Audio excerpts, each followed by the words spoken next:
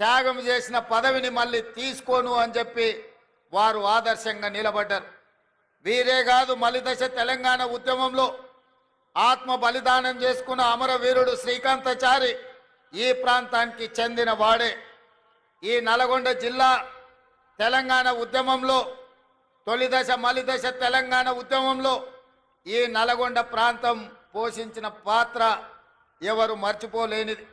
అదే కాదు, ఎప్పుడు ఈ గడ్డ మీద కాలు పెట్టినా నల్గొండ గాలి పీల్చుకుంటే ఆనాటి సాయుధ రైతాంగ పోరాటమే గుర్తుకొస్తుంది. ఆనాడు నిజాంలకు వ్యతిరేకంగా రజాకర్ల అరాచకాలకు అడ్డంగా నిలబడి భూమి కోసం, భుక్తి కోసం, విముక్తి కోసం ఈ నల్గొండ గడ్డ మీద ఆడబిడ్డలు నడుం బిగించి ఒడిసేలలో రాళ్లు పెట్టి ఒడివడిగా కొడుతూ నిజాంలను దిగంతాలకు తరిమి కొట్టిన సాయుధ రైతాంగ పోరాటానికి నాయకత్వం వహించిన ఈ నల్గొండ గడ్డ గాలి పీల్చుకుంటేనే ఆ ఉద్యమ స్ఫూర్తి వస్తుంది. అదే కాదు, అన్యాయం ఎదురైతే వీరోచితంగా పోరాటం చేసిన మల్లు స్వరాజ్యం, భీమిరెడ్డి నరసింహారెడ్డి, రావి నారాయణ రెడ్డి, ధర్మ భిక్షం లాంటి నాయకులు ఈ నల్లగొండ గడ్డ మీద నుంచే ప్రాతినిధ్యం వహించి సాయుధ రైతాంగ పోరాటం నుంచి ఎర్రజెండా పోరాటం వరకు ఈ నల్గొండ గడ్డ ముందు బాగాన నిలబడి పోరాటం చేసింది.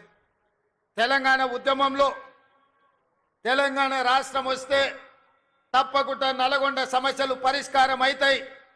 ఆనాడు డాక్టర్ వైఎస్ రాజశేఖర రెడ్డి గారు ముఖ్యమంత్రిగా ఉన్నప్పుడు నల్గొండ జిల్లా నుంచి మంత్రులుగా ఉన్న పెద్దలు జానారెడ్డి గారు, శాసనసభ్యులుగా కోమటిరెడ్డి వెంకటరెడ్డి గారు తీసుకొచ్చిన ఎస్ఎల్బిసి ప్రాజెక్టు కావచ్చు, ఉదయ సముద్రం బ్రాహ్మణవెల్లి కావచ్చు, ఈ ప్రాంత ప్రాజెక్టులను పూర్తి చేసి తరతరాలుగా మిమ్మల్ని పట్టి పీడిస్తున్న ఫ్లోరైడ్ సమస్య, నల్గొండ జిల్లాలో మారుమూల తండాలలో ఉన్న పేదవాళ్ళు కూలి కోసం వెళ్ళాలంటే నడుమొంకర, కాళ్ళొంకర, చేతులొంకర ఉన్న బిడ్డల్ని వదిలి వెళ్ళలేక ఆ పిల్లలు బయటికి వెళ్తే వచ్చే ఇబ్బందులను దృష్టిలో పెట్టుకొని కన్న పిల్లల్ని కూడా మంచాలకు కట్టేసి కూలి పనులకు వెళ్తూ ఫ్లోరైడ్ మహమ్మారి బారిన పడ్డ ఈ నల్లగొండ మంచి తాగునీరు వస్తే ఈ ప్రాంతంలో కృష్ణానది జలాలు ప్రవహిస్తే మీ ఫ్లోరైడ్ సమస్య తీరుతుందని అనుకున్నారు.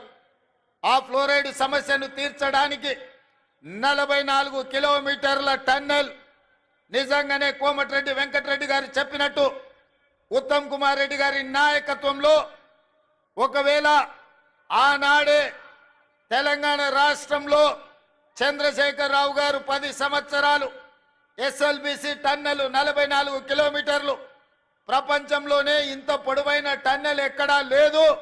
టన్నెల్ బోర్ మిషన్ ద్వారా అత్యంత అధునాతనమైన సాంకేతిక నైపుణ్యంతో ఆ టన్నెల్ను పూర్తి చేసి నల్గొండ జిల్లాకు దాదాపుగా 3.5 లక్షల ఎకరాలకు నీళ్లు ఇవ్వడమే కాకుండా 500 పైగా గ్రామాలకు తాగునీటిని ఇవ్వడం ద్వారా శాశ్వతంగా ఫ్లోరైడ్ మహమ్మారిని పాతి పెట్టాలి అని ఆనాడు ప్రణాళికలు సిద్ధం చేశారు.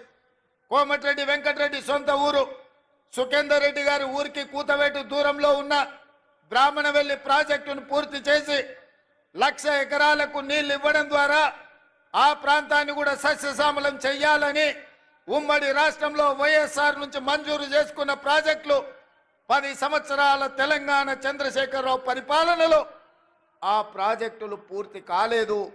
ఉమ్మడి రాష్ట్రంలో సమైక్య పాలనలో జరిగిన అన్యాయం కంటే చంద్రశేఖరరావు గారి పరిపాలనలో నల్గొండ జిల్లా నిర్లక్ష్యానికి లోనైంది, అభివృద్ధిని నోచుకోలేదు.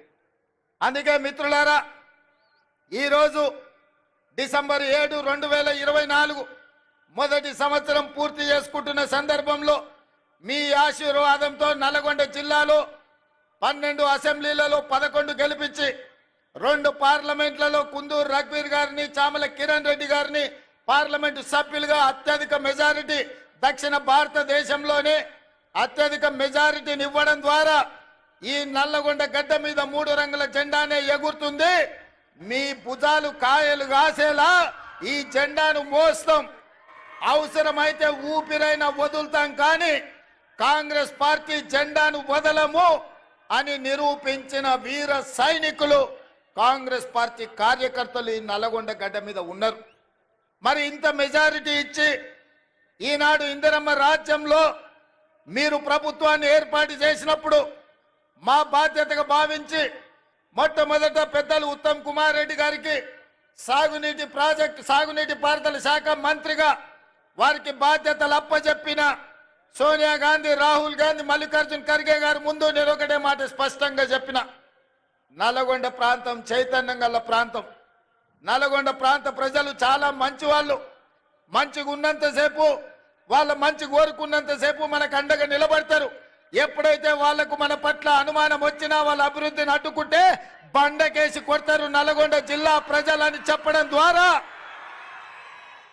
మీ బిడ్డని, మీ నాయకుని ఉత్తమ్ కుమార్ రెడ్డి గారిని ఈరోజు సాగునీటి పారుదల శాఖ మంత్రిగా చేసి మీ జిల్లాలో ఉండే పెద్ద ప్రాజెక్టులు కావచ్చు, చిన్న ప్రాజెక్టులు కావచ్చు, కానీ పిల్లాయి కాలువ కావచ్చు, ధర్మారెడ్డి కాలువ కావచ్చు, భువనగిరి ప్రాంతంలో మా కుంభమణిలు అడిగే ప్రాజెక్టులు కావచ్చు, ఈ రోజు మునుగోడు దేవరకొండ ప్రాంతానికి నీళ్లు ఇవ్వడం విషయంలో కావచ్చు, ఏది ఏమైనా నగరేకల్ ఏ ప్రాంతమైనా తుంగతుర్తైనా ఖచ్చితంగా మీ ప్రాజెక్టులు పూర్తి చేయడానికి అవసరమైన నిధులు ఎన్ని కావాలన్నా ఎన్ని వేల కోట్ల రూపాయలైనా అడగవలసిన అవసరం లేదు. మీరు బాజాప్తా తీసుకోండి అని మా ఆర్థిక మంత్రి, ఉప ముఖ్యమంత్రి వర్యులు బట్టి విక్రమార్క గారు ఈరోజు అనుమతి ఇచ్చిండ్రు. అందుకే ఇవాళ మంత్రులందరినీ ఉప ముఖ్యమంత్రి గారి తరఫున ఈరోజు ఈ తెలంగాణ రాష్ట్ర ముఖ్యమంత్రిగా నల్గొండ జిల్లా ప్రాజెక్టులు ఎస్ఎల్బిసి కావచ్చు, బ్రాహ్మణవెల్లి కావచ్చు, పిలాయి కాలువ కావచ్చు, ధర్మారెడ్డి కాలువ కావచ్చు, ఈ ప్రాంతానికి కృష్ణా నది జలాలను ప్రవహింపజేయడం ద్వారా ఈ నల్గొండ జిల్లాను సస్యశ్యామలం చేసి తెలంగాణకే కాదు దేశానికే తలమానికంగా ఆదర్శంగా నిలబెట్టాలన్న ఆలోచన ఈరోజు మన ప్రభుత్వం చేస్తున్నది.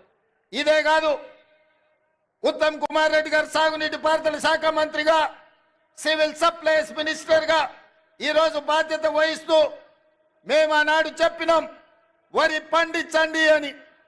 గత ప్రభుత్వం చంద్రశేఖరరావు గారు అన్నారు, వరి వేసుకుంటే మీరు ఉరి వేసుకున్నట్టే వరి కొనుగోలు కేంద్రాలు మేము తెరవము, వరి కొనము, మేము మీరేసుకుంటే మీ కర్మ అని ఆనాటి ప్రభుత్వం చంద్రశేఖరరావు గారు అన్నారు. కానీ మేము అధికారంలోకి వచ్చిన తర్వాత సివిల్ సప్లైస్ మినిస్టర్గా ఉత్తమ్ కుమార్ రెడ్డి గారితో మాట్లాడి ఈనాడు ఐకేపీ కేంద్రాలు 8,500 ఐకేపీ కేంద్రాలు తెలంగాణలో 4 మూలల తెరిపించడం ద్వారా వరి పండించండి, కనీస మద్దతు ధరనే కాదు 500 రూపాయల బోనస్ ఈ తెలంగాణ రాష్ట్ర రైతాంగానికి ఇస్తామని పిలిపించి నల్గొండ జిల్లాలో 5,12,000 ఎకరాల వరి పండించి రైతులు దేశానికి ఆదర్శంగా నిలబడ్డారు. అందులో 2,70,000 ఎకరాల సన్న వడ్లను నల్గొండ జిల్లా ప్రజలు పండించారు. అందుకే ఈరోజు 3 రోజుల్లో మీ అమ్మిన వడ్లకు పైసలు ఇవ్వడమే కాదు 500 రూపాయల బోనస్ ఇవ్వడం ద్వారా రైతు అంటే ఆత్మగౌరవంతో బ్రతకాలి. రైతుకు వ్యవసాయం దండగ కాదు, వ్యవసాయం అంటే పండగ. ఆ పండగ ప్రజా పాలనలో ఇందిరమ్మ రాజ్యంలో జరగాలి అని ఇవాళ మీకందరు కూడా వరి పండించిన వాళ్ళు గుండెల మీద చేతులు వేసుకొని నిశ్చింతగా నిద్రపోయేటట్టు ఈరోజు మన ప్రభుత్వం ప్రయత్నం చేస్తున్నది. అందుకే మిత్రులారా, ఉమ్మడి రాష్ట్రంలో లేని విధంగా ఈ దేశంలోనే ఈసారి తెలంగాణ రాష్ట్రంతో పోటీపడ్డ వరి రైతులే లేరు. 66 లక్షల ఎకరాలలో 1,53,00,000 మెట్రిక్ టన్నుల వరి ధాన్యాన్ని పండించి ఈ దేశం మొత్తం మీదనే తెలంగాణ మొదటి స్థానాన్ని సాధించింది. ఈ తెలంగాణ రాష్ట్రంలో 5,12,000 ఎకరాల వరి పండించి నల్గొండ తెలంగాణలో మొదటి స్థానంలో నిలబడ్డదని నేను ఈరోజు ఈ సందర్భంగా గర్వంగా నేను చెప్పదలుచుకున్నా. అందుకే నల్గొండ రైతాంగాన్ని మనస్ఫూర్తిగా నేను అభినందిస్తున్నా. అందుకే చంద్రశేఖరరావు గారికి ఈరోజు నేను చెప్పదలుచుకున్నా, మీరు అధికారంలో ఉంటే చెలాయిస్తాం, ఓడిపోతే ఫామ్ హౌస్లో పడుకుంటామనే విధానము ఇది మంచిది కాదు మీకు, మీ అనుభవానికి, మీ హోదాకు. ఈరోజు నేను సూటిగా వారిని ఒకటే మాట అడుగుతున్నా, మేమందరం ఎన్నికల్లో పోటీ చేయలేదా?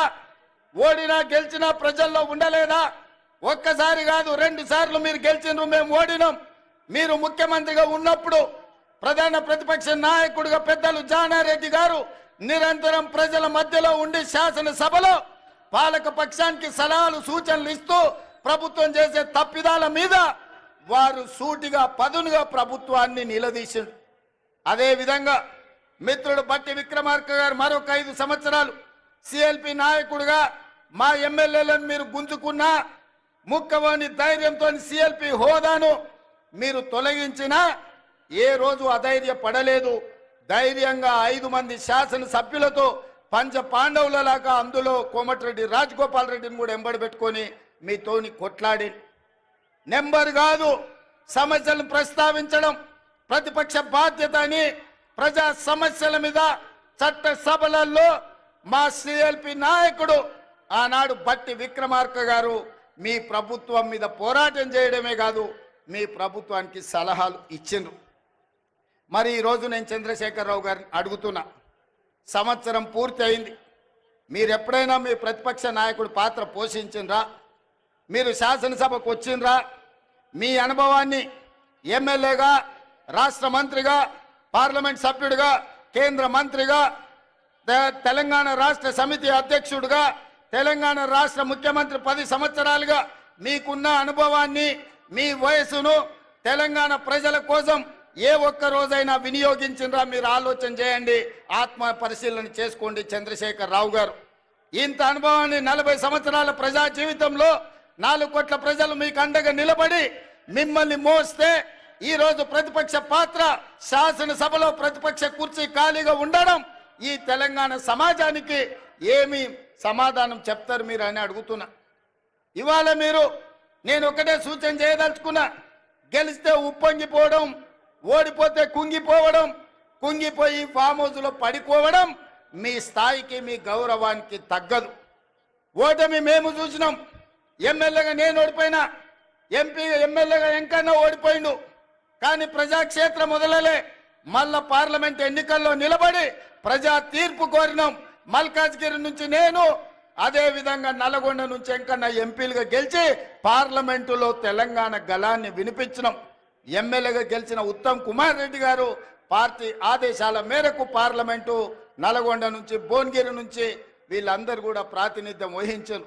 అది మల్కాజ్గిరి కావచ్చు, ఎంకన్నా ప్రాతినిధ్యం వహించిన భువనగిరి కావచ్చు, ఉత్తమ్ కుమార్ రెడ్డి గారు ప్రాతినిధ్యం వహించిన నల్గొండ కావచ్చు.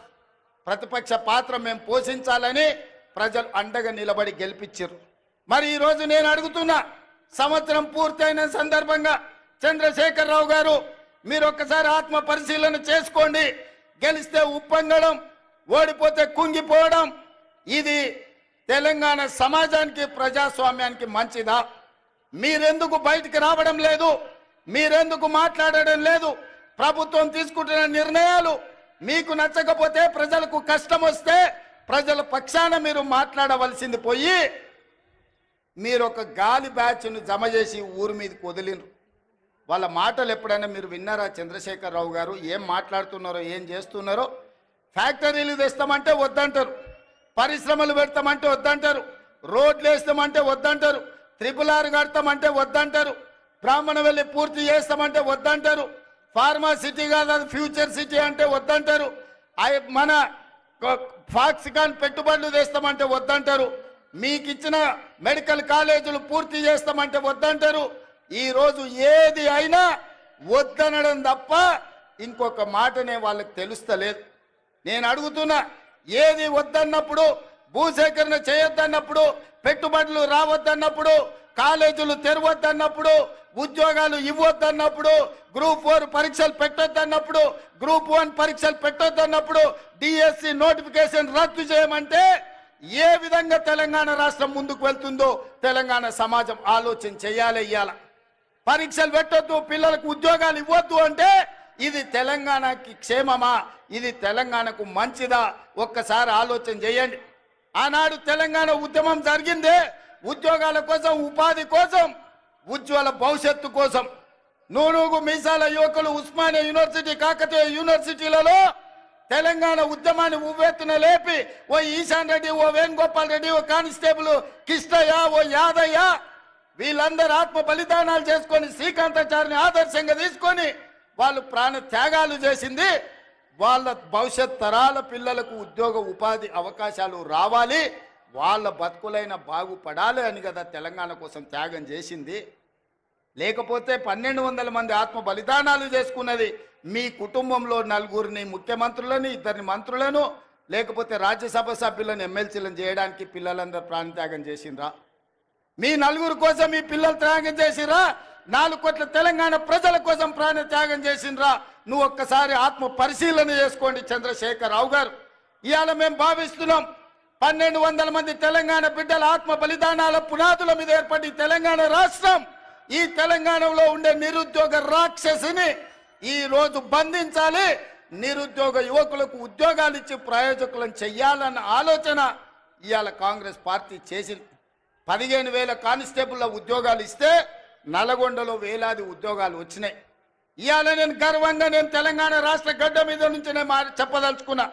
మొదటి సంవత్సరం ఈ దేశానికి స్వతంత్రం వచ్చినప్పటి నుంచి ఈనాటి వరకు 75 సంవత్సరాలలో ఈ దేశంలో ఏ రాష్ట్రంలో ఏ ముఖ్యమంత్రి ఏ ప్రభుత్వం మొదటి సంవత్సరంలో 55,143 ఉద్యోగాలు ఇచ్చిన రాష్ట్ర ప్రభుత్వమే లేదు.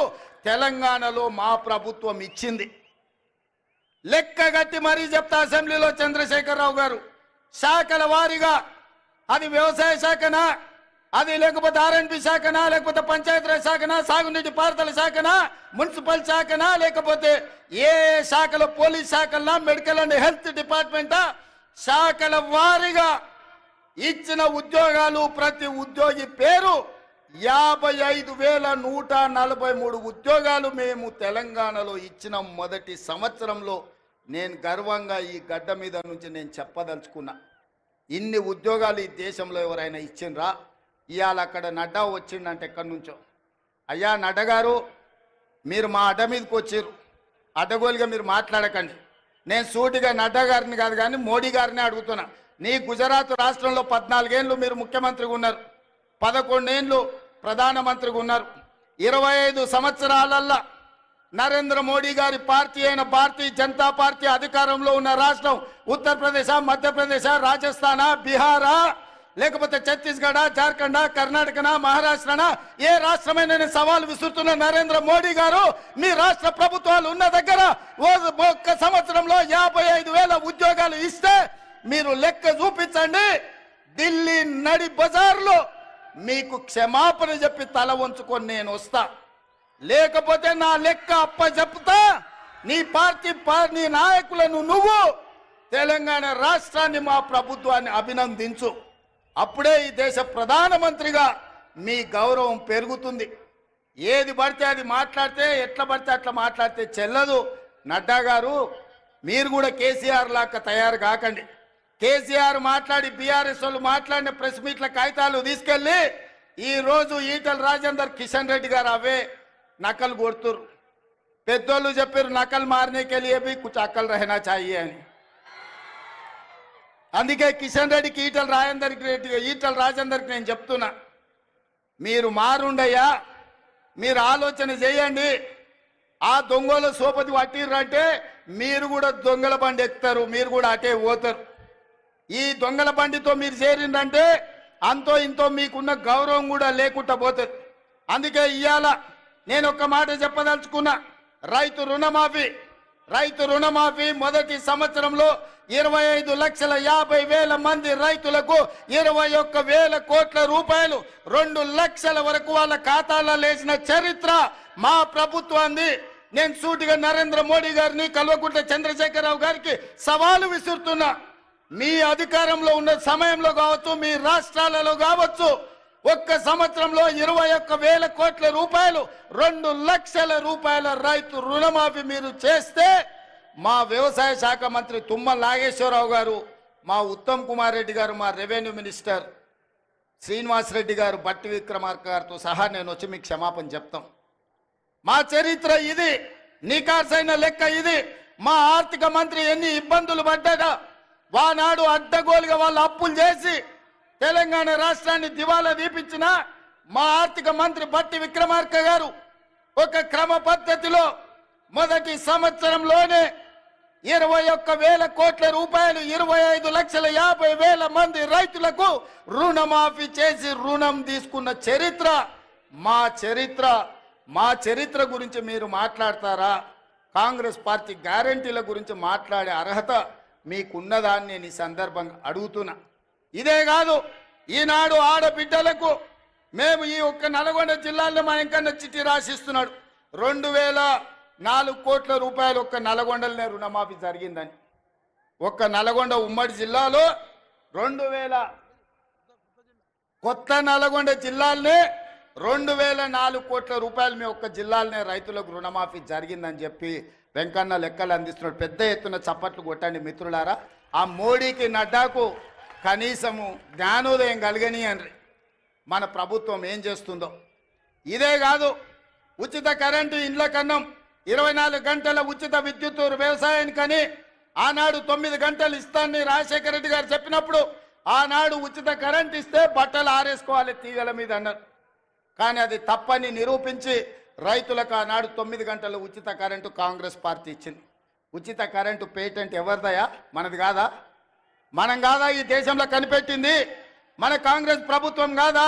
ఇందిరమ్మ రాజ్యము ఈ దేశంలోనే మొదటిసారి రైతులకు ఉచితంగా కరెంట్ ఇవ్వాలి, వాళ్ళని ఆదుకోవాలి, కరెంటు బిల్లులను మాఫీ చేయాలని మొదటి సంతకంతో వైఎస్ రాజశేఖర రెడ్డి గారు ఎల్బీ స్టేడియంలో 1,200 కోట్ల రూపాయలతో పాటు రైతుల మీద ఉన్న వేలాది విద్యుత్ చౌర్యం కేసులను ఒక్క కలంపోటుతోనే ఎత్తేసింది డాక్టర్ వైఎస్ రాజశేఖర రెడ్డి గారు కాదా? ఆ ఆదర్శంగా తీసుకొని 24 గంటలు ఇచ్చిన ప్రభుత్వం ఈనాడు ఇండ్లలో కూడా 200 యూనిట్లు ఉచితంగా ఇవ్వాలి పేదవాళ్ళకని 50 లక్షల కుటుంబాలకు ఇవాళ విద్యుత్ శాఖ మంత్రి బట్టి విక్రమార్క గారు 50 లక్షల కుటుంబాలకు 200 యూనిట్లు ఈరోజు ఉచితంగా కరెంటు ఇస్తున్నమాట వాస్తవం కాదా? ఇవాళ ఆడబిడ్డలకు 1,200 రూపాయల సిలిండర్ అయింది. రూపాయి జమ చేసి మా అక్కలు జమ చేసుకుంటే మోడీ వచ్చి ఎత్తుకపోతున్నాడు. ఎట్లా ఆదుకోవాలని ఆలోచన చేస్తే సోనియామ్మ చెప్పింది 500కే నువ్వు ఇయ్యని. ఇవాళ ఆడబిడ్డలకు 500 రూపాయలకే సిలిండర్ ఇస్తున్న శాఖ మీ నాయకుడు ఉత్తమ్ కుమార్ రెడ్డి గారు నిర్వహిస్తలేరా? ఆడబిడ్డలకు 500 సిలిండర్ మా తెలంగాణ రాష్ట్రంలో మేము ఇస్తలేమా? రాజీవ్ ఆరోగ్యశ్రీ ఆనాడు మేము 2 లక్షల రూపాయలతో మొదలు పెడితే చంద్రశేఖరరావు గారు వచ్చి దాన్ని నిర్వీర్యం చేసి మనం వచ్చినాక మొదటి 2 రోజులే డిసెంబర్ 9 నాడు 7 అధికారం చేపడితే 9 నాడే 10 లక్షల రూపాయలు రాజీవ్ ఆరోగ్యశ్రీ పథకాన్ని పెంచి పేదవాళ్ళ కార్పొరేట్ వైద్యాన్ని అందించి ఇవాళ పేదవాడిని కుటుంబ సభ్యులుగా భావించి అపోలో యశోద ఎక్కడికి వెళ్ళిన 10 లక్షల రూపాయలతోని మీ కుటుంబాలకు ఇవాళ ఉచిత వైద్యాన్ని అందించింది మన ప్రభుత్వం కాదా?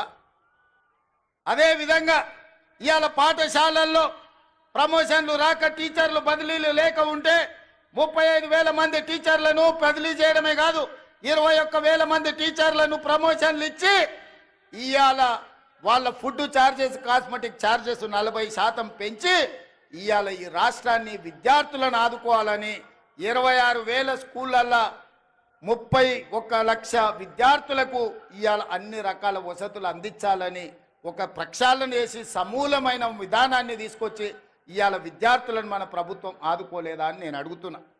ఇవాళ ఇవన్నీ విద్యార్థులే కాదు, ఈరోజు హోంగార్డ్స్ కానీ పోలీసులు కానీ వాళ్ళ సమస్యలను పరిష్కరించి ఆత్మగౌరవంతో బ్రతికే విధంగా పోలీసులకు స్వేచ్ఛనిచ్చింది మన ప్రభుత్వం కాదా? ఇవాళ అందుకే మన ప్రభుత్వం వచ్చిన తర్వాత మనం పనిలో మునిగిపోయినాం, ప్రచారం చేసుకోలేదు.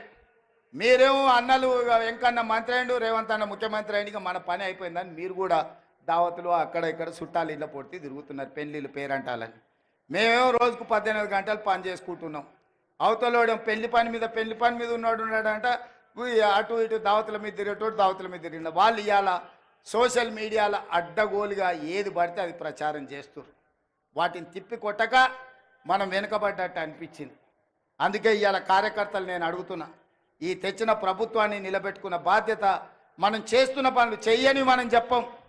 కేసీఆర్లకు దళితుని ముఖ్యమంత్రి చేస్తామనో దళితులకు 3 ఎకరాల భూమి ఇస్తామనో ఇట్లాంటి హామీలు మనం ఇయ్యలేదు, ఇవాళ మనం చెప్పిన ప్రతి పని మనం చేస్తున్నాం. ఇవాళ కేవలం రైతులకు వ్యవసాయానికి ఈ మొదటి సంవత్సరంలో 55,000 కోట్ల రూపాయలు ఈరోజు రైతులకు ఇచ్చినాం. కేసీఆర్ తెచ్చిన అప్పుకు ఆనాడు తెలంగాణ రాష్ట్రం ఏర్పడ్డ నాడు కాంగ్రెస్ పార్టీ ఒక క్రమ పద్ధతిలో నిధులను మిగులు ఇచ్చి 16,000 కోట్ల రూపాయల మిగులు రాష్ట్రంగా చంద్రశేఖరరావుకు అప్పచెప్తే 10 ఏళ్ల మిగులు రాష్ట్రాన్ని దివాలా దీపించి 7 లక్షల కోట్ల రూపాయలతో మనకు ఇవాళ అప్పచెప్పిండు. మనం ఇచ్చిన 16,000 కోట్ల మిగులు బడ్జెట్ ఎక్కడ? చంద్రశేఖరరావు గారు 7 లక్షల కోట్ల రూపాయల అప్పులతో అప్పుల ఊబిలో కూరుకుపోయిన తెలంగాణ రాష్ట్రాన్ని మనకిస్తే అక్కడి నుంచి ప్రయాణం మొదలుపెట్టి ఇవాళ చంద్రశేఖరరావు గారు చేసిన అప్పులకు ప్రతి నెల బట్టి విక్రమార్క గారు అసలు మిత్తి కలిపి ప్రతి నెల 6,500 కోట్లు కడుతుండు. ఈ మొదటి సంవత్సరం ఇప్పటికే 65,000 కోట్ల రూపాయలు చంద్రశేఖరరావు గారు అప్పులు చేసిన దానికి ఆయన తెచ్చిన అప్పులకు అసలు మిత్తి కలిపి 65,000 కోట్లు కట్టారు. తెలంగాణ రాష్ట్రంలో ఉన్న 70 లక్షల రైతాంగ కుటుంబాలకు 55,000 కోట్లు ఖర్చు పెడితే చంద్రశేఖరరావు తెచ్చిన అప్పుకు మొదటి సంవత్సరంలో ఒక్క కుటుంబం చేసిన అప్పుకు 65,000 కోట్ల రూపాయలు చెల్లించాల్సి వచ్చింది. మిత్రులారా, తెలంగాణ రాష్ట్రాన్ని ఎంత భ్రష్టు పట్టించుండో చంద్రశేఖరరావు ఇవాళ తెలంగాణ ఆర్థికవేత్తలు ఆలోచన చెయ్యాలి. అందుకే ఇవాళ మిత్రులారా, ఈ నల్గొండ గడ్డ మీద మొదటి సంవత్సరం పూర్తి చేసుకుంటున్న సందర్భంగా రైతు రుణమాఫీ కావచ్చు, రైతు భరోసా కావచ్చు, రైతుకి ఇస్తున్న బోనస్ కావచ్చు, నిరుద్యోగ యువకులకు ఇచ్చిన 55,000 ఉద్యోగాలు కావచ్చు, ఫ్రీ సిలిండర్ కావచ్చు, ఆరోగ్యశ్రీ కావచ్చు, అన్ని పథకాలు మనం అమలు చేస్తున్నాం, ఇంకా చేస్తాం. ఈ గడ్డ మీద నుంచి చివరిగా ఒక్క మాట చెప్పదలుచుకున్నా. సంక్రాంతి తర్వాత రైతు భరోసా మీ ఖాతాలో పడుతుంది. వాడో వీడో ఏదో చెప్పితే ఎవ్వని మాట వినకండి. ఆనాడు ఒట్టేసి చెప్పిన రుణమాఫీ చేస్తా అని చేసి చూపించిన ఇవాళ మళ్ళీ మీకు చెప్తున్నా, తెలంగాణ రైతాంగానికి నల్గొండ గడ్డ మీద నుంచి మాట ఇస్తున్నా. సంక్రాంతి పండుగ తర్వాత మీ ఖాతాలలో రైతు భరోసా గలగల పడుతుంటే బీఆర్ఎస్ వాళ్ళ గుండెలు లబడబ లబడబ కొట్టుకోవాలి. అదే విధంగా నల్గొండ రైతాంగానికి, తెలంగాణ రైతాంగానికి విజ్ఞప్తి చేస్తున్నా, సన్నాలే పండించండి. సన్నాలకు 500 రూపాయల బోనస్ ఇచ్చి మీ పంట కొనే బాధ్యత, చివరి గింజ వరకు కొనే బాధ్యత మన ప్రభుత్వం తీసుకుంటుంది. మీ బోనస్ మీ ఖాతాలో పడుతుంది. ఎవడెన్ని చెప్పినా నమ్మకండి. మీరు నమ్మకంగా సన్నాలు పండించండి. ఆ సన్నాలు మీరు పండించిన సన్నాలే రేషన్ షాపుల్లో పేదోళ్ళకు సన్న బియ్యం ఇస్తాం. హాస్టళ్లలో ముఖ్యంగా SC ST BC minority Kasturba పాఠశాలల్లో మధ్యాహ్న భోజన పథకానికి సన్నం బియ్యంతోనే పేదోళ్ళ బిడ్డలకు అన్నం పెట్టే బాధ్యత ఈ ప్రభుత్వం తీసుకుంటుంది. తెలంగాణ గడ్డ మీద, తెలంగాణ నేలలో పండించిన తెలంగాణ సన్నాలే మన బిడ్డలకు బుక్కెడు బువ్వ పెట్టాలి. సన్నాలు పండించండి. 500 బోనస్ ఇచ్చే బాధ్యత ఈరోజు తెలంగాణ రాష్ట్ర ప్రభుత్వం తీసుకుంటుంది అని చెప్పి మీ అందరికీ నేను చెప్పదలుచుకున్నా. అదేవిధంగా ఎంకన్నా కాగితాలు ఆడబెట్టిండు, చెప్తూనే ఉండు, కాగితాలు ఇస్తూనే ఉండు. ఇంకా డెంటల్ కాలేజ్ కావాలని ప్రాజెక్టుల గురించి. అదేవిధంగా ఎంకన్నా ఎంత స్వార్థపరుడు అంటే, మేమిద్దరం నితిన్ గడ్కరీ దగ్గరికి పోయినాం, కేంద్ర మంత్రి దగ్గరికి. మాకు రోడ్లు ఇవ్వాలని, ఆయన రోడ్లు ఇచ్చే మంత్రి. మేము 2 అడిగినాం. నేనేమో రీజనల్ రింగ్ రోడ్ అడిగినా, ఎంకన్నానేమో నల్లగొండకు అవుటర్ రింగ్ రోడ్ అడిగాను. నితిన్ గడ్కరీ అన్నాడు ఏదో ఒకటి ఇస్తా అన్నాడు. ఎంబడే రీజనల్ రింగ్ రోడ్ కంటే ముందుగాల నల్గొండ అవుటర్ రింగ్ రోడ్ అడిగిండ. నల్గొండ అవుటర్ రింగ్ రోడ్ 400 కోట్లకు అవుతుంది, రీజనల్ రింగ్ రోడ్ 35,000 కోట్లకు అవుతుంది. అయినా ఎంకన్నా నల్గొండను అభివృద్ధి చేయాలా అన్న పట్టుదలతో నల్గొండకు అవుటర్ రింగ్ రోడ్ ఆయన తెచ్చిన రీజనల్ రింగ్ రోడ్ మనం ఇవాళ వేసుకోవాలనుకుంటున్నాము. తప్పకుండా రీజనల్ రింగ్ రోడ్ కూడా మీ ఎంకన్న చేతుల మీదుగానే ఆనాడు వైఎస్ఆర్ ఉన్నప్పుడు అవుటర్ రింగ్ రోడ్ అయింది. ఈనాడు ఎంకన్న చేతుల మీదుగా కేంద్ర ప్రభుత్వం నుంచి రీజనల్ రింగ్ రోడ్డు తీసుకొచ్చి అభివృద్ధి చేసే బాధ్యత ఈరోజు మన ప్రభుత్వం తీసుకుంటుంది. ఎయిర్పోర్ట్కు కూతవేటు దూరంలో ఫ్యూచర్ సిటీ కట్టడం ద్వారా ఒక గొప్ప నగరాన్ని హైదరాబాదు నిజాంలు కుతుబ్ షాయిలు కట్టిండ్రు, సికింద్రాబాద్ను నిజాం బ్రిటిషర్స్ కట్టిండ్రు. అదే విధంగా సైబరాబాదుని చంద్రబాబు నాయుడు రాజశేఖర రెడ్డి గారు కట్టిండ్రు. ఇవాళ 4th సిటీని మీ అన్నగా, మీ తమ్ముడుగా 4th సిటీని కట్టే బాధ్యత, ఆ సిటీ ఫ్యూచర్ సిటీ అవుతుంది. 50,000 ఎకరాల కొత్త నగరాన్ని నిర్మించుకొని ప్రపంచంలో ఉండే పెట్టుబడులను అక్కడికి తీసుకొచ్చి మన నిరుద్యోగ యువకులకు, ఇంజనీర్లకు, లాయర్లకు, డాక్టర్లకు ఉద్యోగ ఉపాధి అవకాశాలు కల్పించే బాధ్యత ఈ రోజు మన ప్రభుత్వం తీసుకుంటుంది. కొత్త నగరాన్ని నిర్మించుకోవడానికి ఎంకన్నా పక్క నుంచి మా మూసీ కథ ఏంది అంటున్నాడు, కాగితం మీద రాసిచ్చి నకలు చిట్టిస్తే ఏందో అనుకున్నా. ఇవాళ మీ కష్టాలు చూసే ఫ్లోరైడ్ ఒక పక్కన మీ ప్రాణాలు తింటుంటే, మీ బొక్కల్ని నలుచుకొని తింటుంటే అదేవిధంగా మూసీ మీకు కాలుష్యం అయిపోయింది.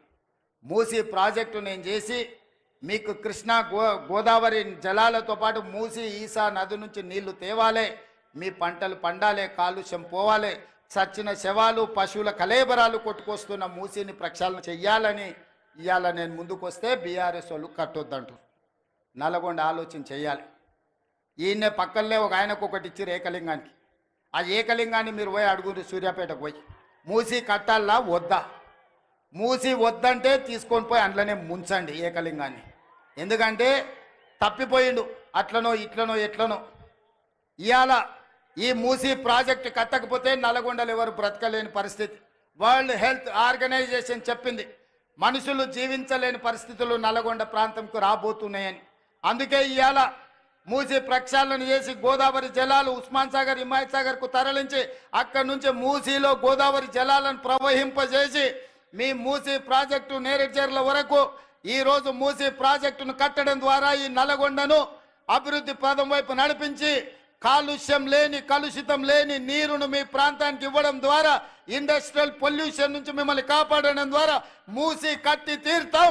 మూసీ కట్టే బాధ్యత నాది, నల్లగొండకు విముక్తి కలిగించే బాధ్యత నాది. ఎవరైనా అడ్డం వస్తే అడ్డం వచ్చేటోళ్ళ సంగతి చూసే బాధ్యత మీది. అదొక్క బాధ్యత మీరు తీసుకోండి.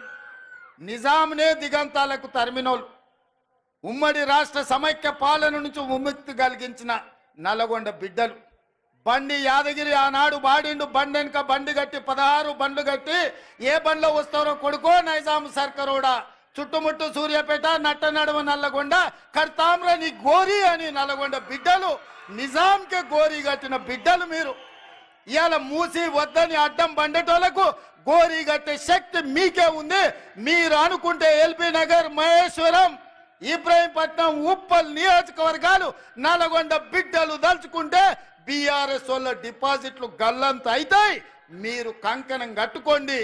నల్గొండ ప్రజలారా ఆలోచన చెయ్యండి. మూసి కట్టాలన్నా వద్దా? మూసి వద్దంటే ఆ మూర్ఖులు మిమ్మల్ని నిండా ముంచుతారు.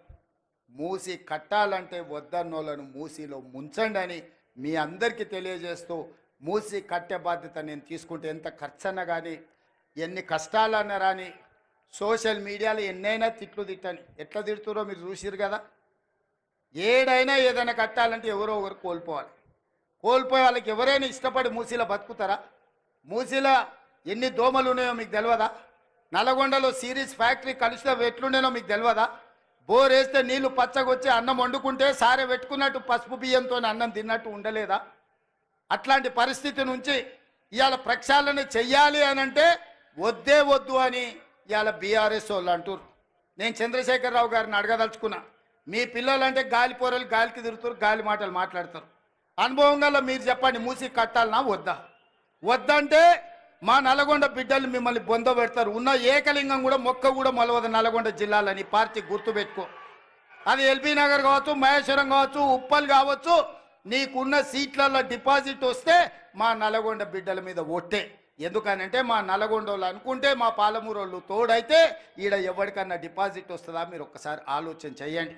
అందుకే ఇవాళ మూసీ ప్రాజెక్టును పూర్తి చేసే బాధ్యత ఇవాళ మీకు ఒకే ఒక్క మాట ఇచ్చిపోతున్న నల్గొండ జిల్లాలో. మిగతా అన్ని కూడా మీ నాయకుల చేతుల్లోనే ఉంది, వాళ్ళు పని చేసుకుంటారు. ఈ వేదిక మీద నుంచి నల్గొండ జిల్లాలకు నేను ఇస్తున్న ఒకే ఒక్క మాట, మూసీ ప్రక్షాళన చేస్తాం, మూసీని పునరుజ్జీవింపజేస్తాం. మూసీలో కొట్టుకొచ్చే మనుషుల శవాలు, పశువుల కలేబరాల నుంచి విముక్తి కలిగించి మీ వ్యవసాయానికి ఉపయోగపడే, మీరు తాగడానికి పనికొచ్చే నీళ్లను గోదావరి నుంచి తరలించి నల్గొండ కృష్ణానదిలో కలిసే వరకు మూసి ఈసా గోదావరి జలాలను